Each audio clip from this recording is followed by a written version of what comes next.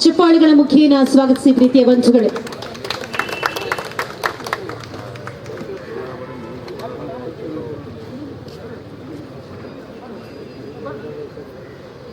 ಅನ್ನೋದೊಂದು ಚಿಂತನೆ ಬರುತ್ತೆ. ಆ ಚಿಂತನೆಯನ್ನ ದಿನೇಶ್ ಅವ್ರ ಜೊತೆಯಲ್ಲಿ ಹಂಚಿಕೊಳ್ತಾರೆ. ದಿನೇಶ್ ಅವರು ಅದಕ್ಕೊಂದು ಕಾರ್ಯರೂಪ ತರಲಿಕ್ಕೆ ಪ್ರಯತ್ನ ಪಡ್ತಾರೆ.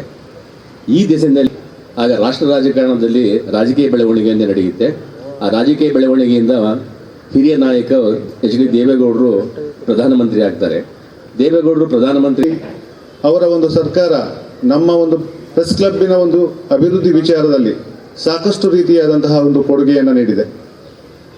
ನಾವು ಮುಖ್ಯಮಂತ್ರಿಗಳಲ್ಲಿ ಕಳೆದ ಬಾರಿ ಬೇಡ್ಕೊಂಡಿದ್ದವು ಕೆಲವೊಂದು ವಿಚಾರಗಳನ್ನು ಇಲ್ಲಿ ಪ್ರಸ್ತಾಪ ಮಾಡಲಿಕ್ಕೆ ಬಯಸ್ತೇನೆ.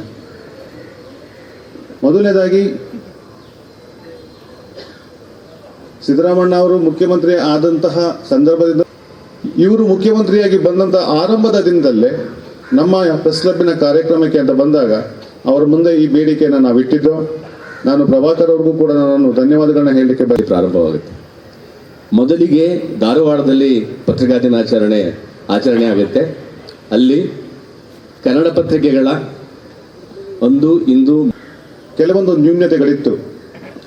ಅದನ್ನು ನಾವು ಅವರ ಗಮನಕ್ಕೆ ತಂದಿದ್ವು. ಹಾಗೆ ನಮ್ಮ ಪ್ರಭಾಕರ್ ಅವರ ಗಮನಕ್ಕೂ ಕೂಡ ತಂದಿದ್ವು. ಇದೀಗ